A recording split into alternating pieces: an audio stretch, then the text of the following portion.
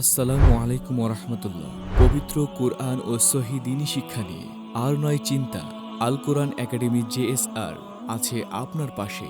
আমাদের নেটওয়ার্ক ছড়িয়ে আছে বিশ্বজুড়ে।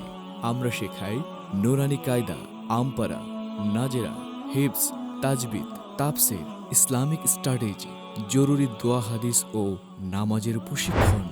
জুম, গুগল মিট, স্কাইপে সব মাধ্যমে ক্লাস হয় 1-to-1 ও ব্যাচ সিস্টেমে।